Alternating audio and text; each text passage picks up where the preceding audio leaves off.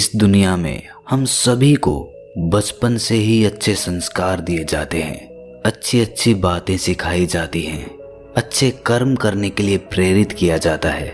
लेकिन जब हम बड़े होते हैं तो हम अपने आसपास केवल बुराई को पाते हैं। हम देखते हैं कि हमारे आसपास कितना भ्रष्टाचार, कितनी चोरी चकारी, लूट डकैती वगैरह वगैरह फैली हुई है। लेकिन क्या आपने कभी ख्याल किया कि जिस बच्चे को बचपन से अच्छे संस्कार दिए गए थे, वही बच्चे बड़े होकर ऐसे कर्म करने क्यों लग जाते हैं?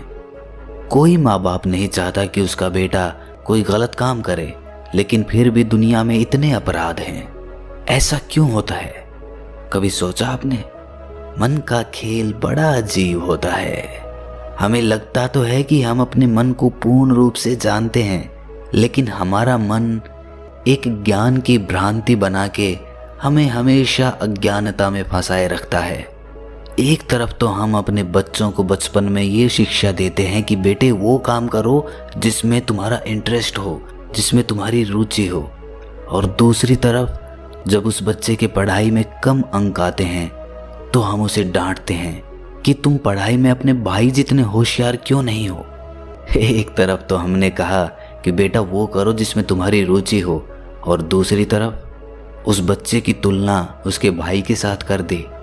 अब वो बच्चा हमेशा अपने भाई की तरह बनना चाहेगा, क्योंकि बचपन का मन बड़ा निर्मल होता है। उस पे जो छाप पड़ जाती है वही छाप पूरी उम्र चलती है। अब वो बच्चा वो ना करके जिसमें उसकी रुचि है वो करेगा जो उसका भाई करता है, क्योंकि अपने माता पिता का प्यार ज़्यादा पाने के लिए उसे अपने भाई से आगे निकलना होगा और उसके जैसा बनना होगा।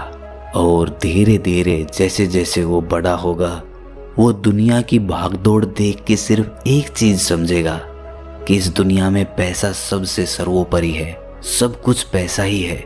और उस पैसे को कमाने के लिए जब वो अपने आसपास देखेगा कि लोग शॉर्टकट्स अपनाकर अच्छे पैसे कमा रहे हैं, तो वो भी उनकी तरह शॉर्टकट पकड़ के जल्दी कामयाब होने के चक्कर में कहीं ना कहीं कोई गलत काम कर बैठेगा।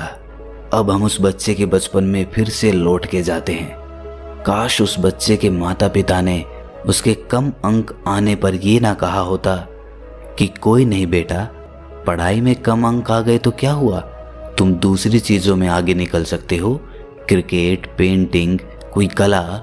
तो शायद वो बच्चा किसी और की तरह बनने का प्रयास नहीं करता और आज वो कर रहा होता जो वो करना चाहता था। आज की जो कहानी मैं आपको सुनाने वाला हूँ उसमें आपको अपने मन की इतनी बारीक चाल देखने को मिलेगी जो आप कभी देख ही नहीं पाते।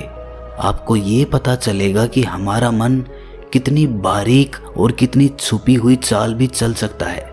तो इससे पहले कि आप इस कहानी में खो जाएं, इस चैनल को सब्सक्राइब ज़रूर कर लें। तो चलिए कहानी शुरू करते हैं। रात के सन्नाटे में अचानक एक बच्चे के रोने की गूंज उठती है।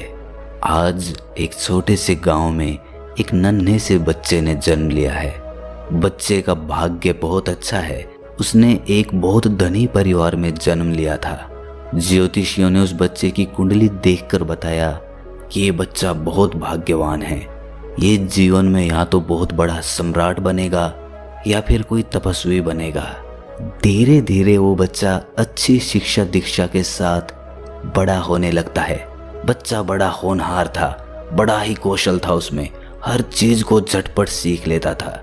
लेकिन जैसे जैसे वो बड़ा होता गया, उसे उसके माता पिता ने ज्योतिष की वो भविष्यवाणी बतानी शुरू कर दी और धीरे धीरे बच्चे के मन में ये बात बैठने लगी कि वो तो संत बनने के लिए पैदा हुआ है, क्योंकि उसके परिवार के पास धन संपूर्ण होने की वजह से उसमें राजा बनने की कोई चेष्टा नहीं थी।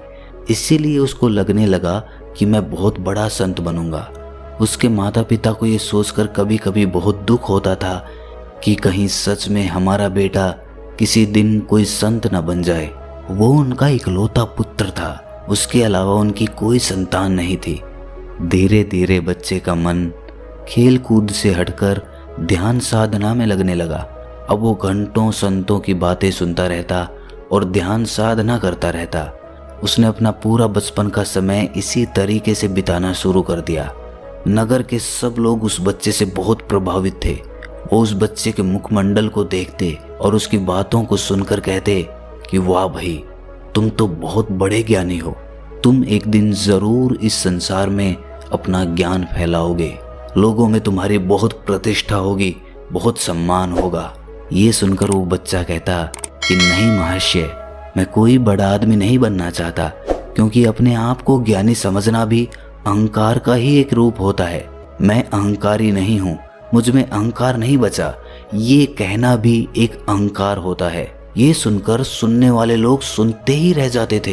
एक बच्चा इतनी गहरी बात कर रहा है, और वो उसकी जय जयकार लगाते हुए अपने घर लौट जाते थे।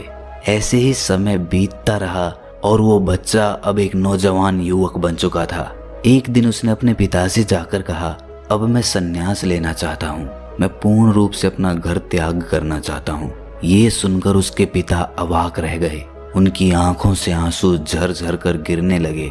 पीछे उसकी माता भी खड़ी थी। वो दौड़कर अपने बेटे से लिपट गई और लिपटकर उससे रोने लगी कि बेटे, तुम अपने माँ बाप को छोड़कर चले जाओगे? तुमने कुछ नहीं सोचा कि तुम्हारे माँ बाप कैसे जिंदा रहेंगे? इस पर वो नौजवान युवक कहता है कि प्रिय माता, मैंने इस लोक कल्याण के लिए जन्म लिया है। मैं सबकी सेवा करना चाहता हूँ, सबको ज्ञान का मार्ग दिखाना चाहता हूँ। अगर मैं आपके पास रहता हूँ तो मैं इन संसार के लोगों से पूर्ण रूप से कभी नहीं मिल पाऊंगा। उसके माँ बाप ने अपने कलेजे पर पत्थर रखकर अपने बेटे को भिक्षु बनने के लिए दीक्षा दे दी। वो बच्चा अपना घर त्याग कर पास के ही एक संघ में रहने लग गया और ध्यान अभ्यास करने लगा। धीरे धीरे लोगों में तो वो पहले से ही प्रसिद्ध था, और इस बात को सुनकर कि वो बच्चा अब एक भिक्षु बन चुका है, लोग उसको और ज्यादा मानने लगे। रोज शाम को लोग उसका उपदेश सुनने के लिए उसके पास पहुंच जाते थे। सब कुछ तब तक सही चल रहा था जब तक उस नगर में एक और विद्वान भिक्षु नहीं आया। दूसरा भिक्षु बहुत ही अद्भुत था। वो अपनी बातों से कम लेकिन क्रियाओं से ज्यादा ज्ञान देता था, इसीलिए उसकी बातें लोगों पर ज्यादा चोट करती थी। धीरे धीरे पूरे नगर में ये बात फैल गई कि नगर में एक बहुत ही विद्वान भिक्षु आया है, जो हमारे इस भिक्षु से भी ज्यादा विद्वान है। चलो उसके पास चलते हैं, उसका उपदेश सुनते हैं। ये भिक्षु तो हमारे अंदर कुछ बदल नहीं पाया, शायद वही भिक्षु बदल दे। और ये कहकर सभी लोग जो शाम को इस नौजवान भिक्षु के पास आते थे, उस भिक्षु के पास जाने लगे। और धीरे धीरे इस नौजवान भिक्षु का उपदेश सुनने के लिए कोई भी नहीं बचा। इस बात से भिक्षु परेशान रहने लगा। अब उसके पास कोई भी नहीं आता था। वो अकेला बैठा रहता और सोचता रहता कि ऐसा उस भिक्षु के पास क्या है जो मेरे पास नहीं है। और एक दिन ऐसे ही उसने निश्चय किया कि वो जाकर उसका उपदेश सुनेगा कि ऐसा वो क्या ज्ञान देता है कि लोग मेरे पास से उठकर उसके पास चले जाते हैं। और ये सोचकर वो एक दिन उसका उपदेश सुनने के लिए पहुंच जाता है।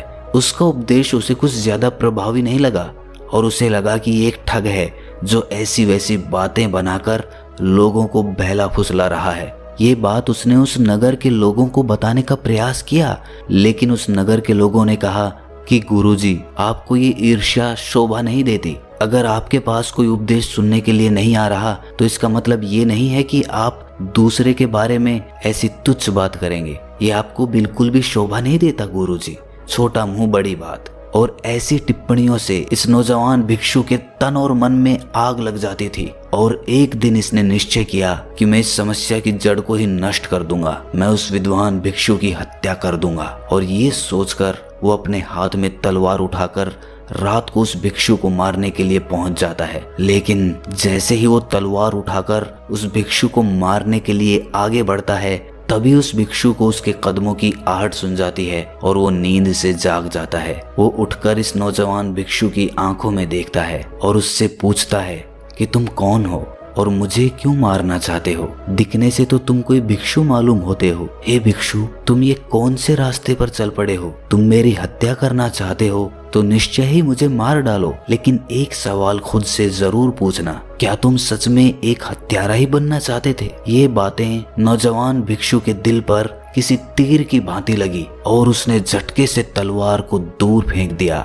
जैसे किसी निद्रा से जाग उठा हो, और वो उस भिक्षु के सामने फूट फूट कर रोने लगा। नौजवान भिक्षु के ये आखिरी शब्द बहुत ही अनमोल थे। उसने कहा कि हे गुरुवर, मैं बचपन से एक भिक्षु बनना चाहता था, क्योंकि एक ज्योतिष ने भविष्यवाणी की थी और उसकी भविष्यवाणी जब मुझे पता चली तब से ही मैंने भिक्षु बनने का अभ्यास किया। मैंने ये बात अपने मन में पक्की बिठा ली थी कि मैंने लोक कल्याण के लिए जन्म लिया है, और इसी वजह से मैंने अपना घर तक त्याग दिया था। मैं इस नगर के लोगों को रोज उपदेश देता था, उनके दुखों को सुनता था, लेकिन जब ये लोग मुझे छोड़कर आपके पास चले आए तो मुझे लगा कि मेरे जीवन का मकसद ही खत्म हो गया। कैसे मेरे मन ने इतना खतरनाक कदम उठा लिया। मैं हमेशा सोचता था कि मेरा अहंकार खत्म हो चुका है, मैंने अपने अहंकार को जड़ से मिटा फेंका है, ऐसा भ्रम होता रहता था मुझे। लेकिन आज वास्तविकता में मुझे पता चला कि मेरा अहंकार खत्म हो गया है, यही मेरा सबसे बड़ा अहंकार है। और जब मेरे इस अहंकार को चोट पहुंची तो मैं अंदर से